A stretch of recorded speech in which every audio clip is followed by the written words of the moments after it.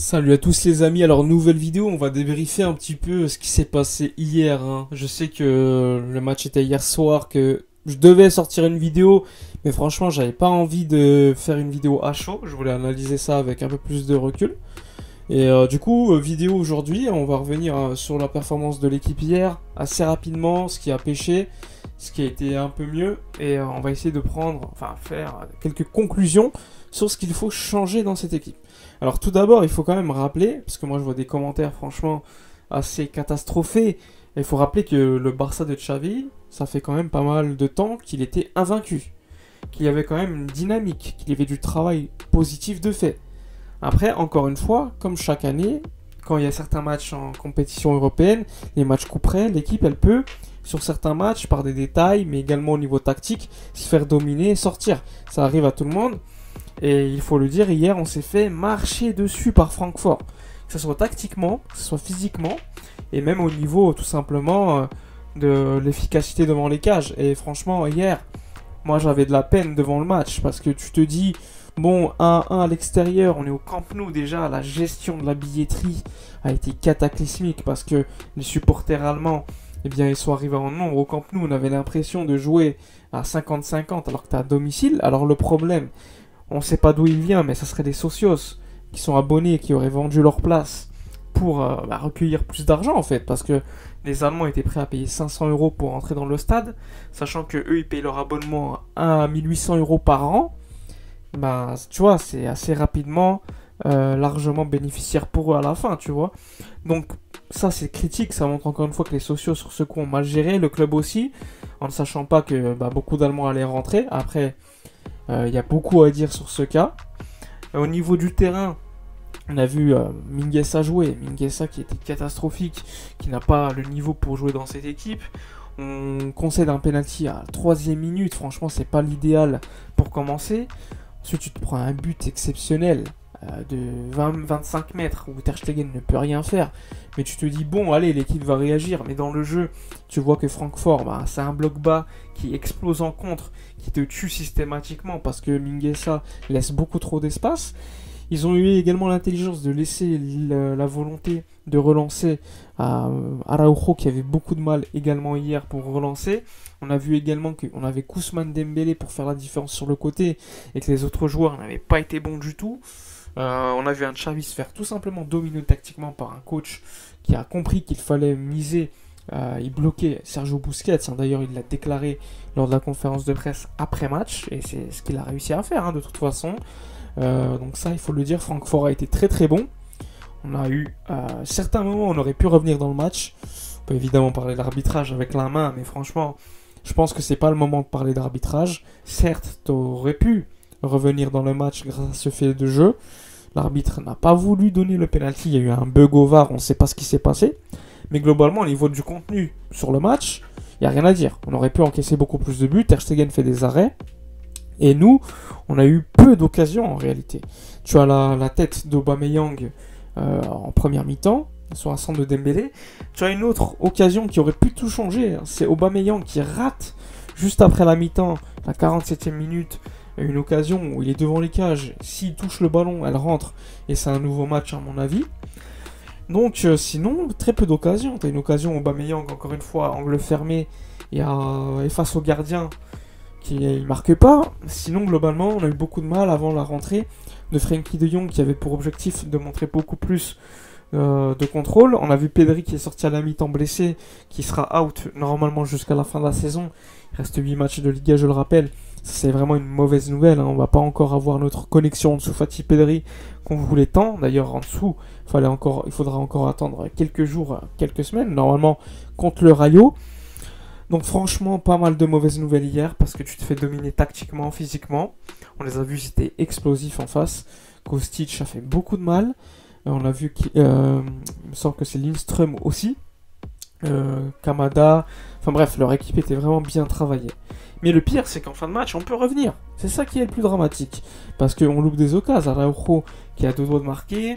Tu as aussi, comment il s'appelle, Luc de Jong qui peut aussi marquer. Tu as certes un but qui nous remet, enfin qui nous empêche une humiliation de Busquets qui est magnifique, mais juste avant il marque un but légèrement hors jeu. On a eu des occasions en fin de match, on aurait pu faire une certaine remontada, mais on n'avait pas cette qualité des joueurs pour le faire. On avait peut-être la mentalité, parce que tu es au Camp Nou encore, il faut le dire, et que là, en face, ça défend très très bas, parce que logiquement, ils mènent.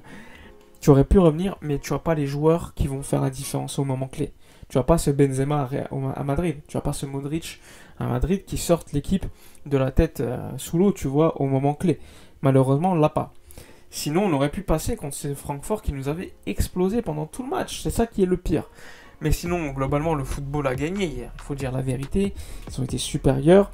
On a vu les problèmes d'effectifs qu'on avait. Parce que quand on a des blessés comme Dest, qui est rentré en fin de match, comme Piqué, qui encore une fois a manqué par son importance, comme d'autres joueurs comme Ansu Fati et Pedri qui est sorti à la mi-temps, eh bien, c'est très compliqué de les remplacer, ces joueurs-là. Et tu te rends vite compte qu'on a un manque de profondeur, un manque de qualité dans cet effectif qu'il faudra absolument changer lors de l'été. Et pour l'instant, j'ai pas l'impression qu'on va dessus, même si Kessie et Christensen sont signés. Il faudra de la qualité supplémentaire. Et pour l'instant, franchement, ça fait un peu flipper, pour être honnête. Mais pour en revenir au match, franchement, la seconde mi-temps, logiquement, était supérieure à la première qui était cataclysmique. Mais encore une fois, j'ai Ter Stegen qui fait 3-4 arrêts capitaux. Parce que sinon, on peut prendre franchement 4-5-0 facilement. Après, le tournant du match, c'est le raté d'Aubameyang au début de la seconde mi-temps. Et le penalty l'ont sifflé. Après, le penalty qu'on marque en fin de match pour le 3-2, ça te permet d'éviter l'humiliation, on va dire, sur le papier. Mais globalement, il n'y a pas penalty, peut-être. Enfin, il y a penalty, mais c'est très léger. C'est de la compensation pure et dure. S'il l'avait donné avant dans le match, ça aurait peut-être tout changé. Mais bon, on va pas refaire le match. Donc on a quand même pu constater qu'en défense, quand il n'y avait pas le Piqué qui était en forme, qu'on voit depuis déjà pas mal de temps, c'est très compliqué. Araujo et Eric Garcia ont besoin d'un référent. Et ce référent, c'était Piqué.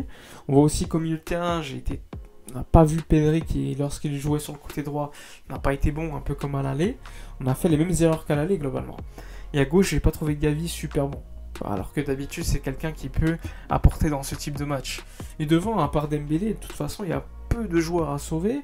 J'ai trouvé un Ferran Torres trop pauvre, un Adama Traoré qui est rentré qui n'a pas été bon du tout. Franchement, ça a été un désastre. Hier, on perd Pedri. On se fait humilier au niveau des tribunes avec cette gestion de la billetterie cataclysmique. Dans le jeu, on se fait dominer aussi. On se fait éliminer par Francfort alors qu'on était favori. Globalement, c'est une soirée cauchemardesque. C'est un désastre, cette élimination. Économiquement, alors tu vas avoir quand même un certain manque à gagner par rapport à si tu étais allé au bout. Et malheureusement, il faudra trouver ces 19 millions manquants par rapport au budget qu'on avait prévisionné par rapport à une arrivée en quart de Ligue des Champions. Hein. C'est ce qui était prévisionné à la base. Là, on allait en quart d'Europa League. Donc nécessairement, tu auras un manque à gagner d'environ 19 millions d'euros à trouver. Donc voilà pour ce débrief assez rapide pour parler du désastre d'hier. Un désastre qui n'était pas envisageable selon moi parce que l'équipe était sur une bonne dynamique, même si sur les derniers matchs on n'avait pas été forcément très bon. On arrivait quand même à revenir. Là, on a tenté de revenir mentalement et on l'a presque fait. Mais au niveau du football, au niveau de la qualité montrée, on n'a pas été bon au niveau des passes, au niveau des occasions créées, rien du tout. Donc c'était mérité cette défaite. Enfin bref, dites-moi dans les commentaires ce que vous avez pensé de la performance ignoble dans le jeu, etc. etc. Xavi responsable ou pas, moi je considère que oui, parce que tactiquement il s'est fait dominer, mais il faut pas non plus tuer Xavi en fait. Ça reste une défaite, certes dans un match capital, qui arrive comme d'habitude chaque année, parce que certains joueurs, lorsqu'ils sont dans un certain contexte, n'arrivent pas à performer, mais sinon je pense que le coach ne peut rien faire par rapport à cela, à part que tactiquement il aurait pu mieux préparer l'équipe. Mais sinon au niveau de l'effectif, il faudra attendre encore une fois l'été prochain. Et on le dit chaque année et malheureusement les joueurs restent. Et ça c'est un problème.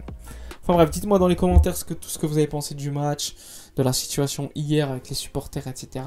N'oubliez pas de vous abonner à la chaîne, de liker, commenter, partager. Moi je vous dis à la prochaine et d'ici là comme d'habitude portez-vous bien.